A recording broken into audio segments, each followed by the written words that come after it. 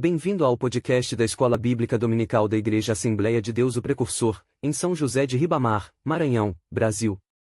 Hoje, vamos refletir sobre a lição 4, uma igreja cheia do Espírito Santo, texto áureo, e, tendo orado, moveu-se o lugar em que estavam reunidos, e todos foram cheios do Espírito Santo e anunciavam com ousadia a palavra de Deus. Atos capítulo 4 versículos 31, verdade prática. Uma igreja cheia do Espírito Santo suporta aflições, ora com poder e ousa no testemunho cristão. Bem-vindos a mais uma conversa nossa. Hoje a gente vai mergulhar num material bem interessante. Ele analisa as características de uma comunidade de fé vibrante, sabe? O foco é uma igreja cheia do Espírito Santo, partindo de um estudo sobre Atos capítulo 4.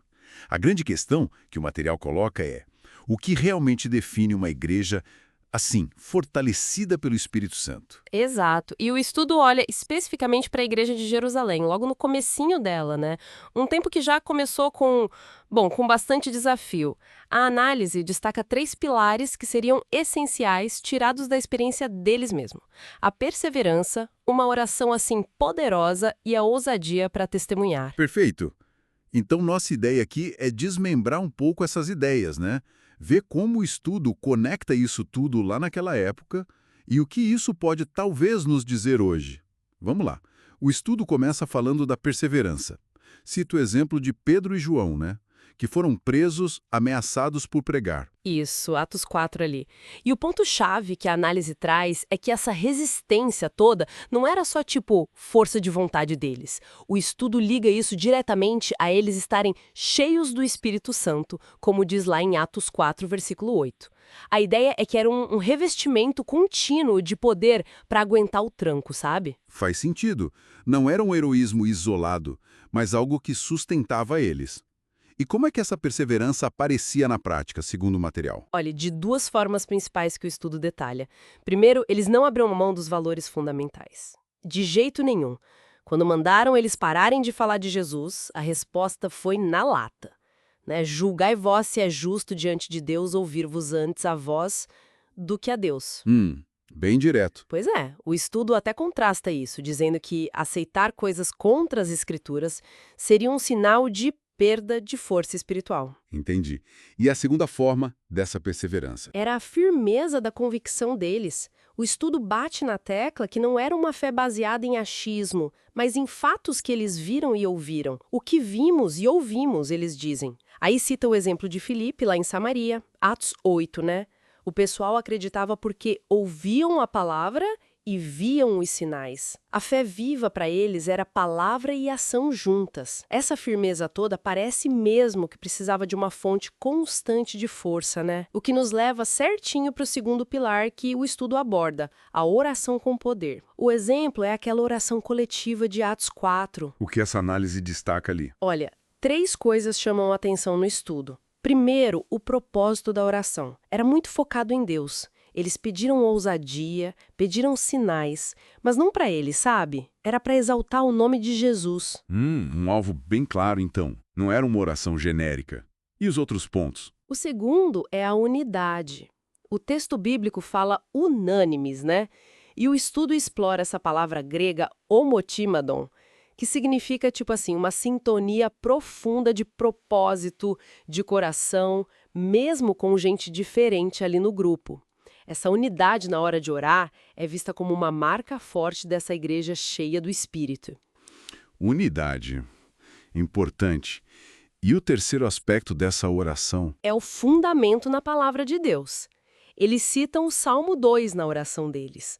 Basearam o pedido nas promessas da Bíblia. A análise argumenta que orar assim, alinhado com a palavra, dá uma segurança na resposta, porque Deus cumpre o que Ele promete, né? Como diz lá em Jeremias. Interessante essa combinação, propósito focado em Deus, unidade e base bíblica. E qual foi o resultado direto dessa oração, segundo o que Atos conta e o estudo analisa? Isso já nos joga no terceiro pilar, a ousadia. Exatamente. Logo depois da oração, o texto diz que todos foram cheios do Espírito Santo e anunciavam com ousadia a palavra de Deus. Essa ousadia é a palavra parresia, em grego. É a mesma palavra usada para descrever a coragem de Pedro e João lá diante das autoridades, sabe? O estudo conecta essa ousadia diretamente com o poder que eles receberam para encarar a oposição. Então não era só uma questão de atitude, de coragem humana. Pela leitura do estudo, não. Era um resultado da ação do Espírito respondendo àquela oração específica por ousadia. Eles sabiam das ameaças, pediram ajuda para enfrentar e receberam esse poder para falar mesmo assim. E o estudo também liga esse enchimento do Espírito com a manifestação dos dons espirituais. Cita outros momentos em Atos, capítulo 6, 8 e 13. Não era só um sentimento, era uma capacitação real para o serviço, para fazer sinais, milagres, o que acabava reforçando a pregação. A análise até sugere que uma igreja que fica muito certinha, que evita conflito, que se molda demais ao mundo, acaba perdendo essa autoridade espiritual.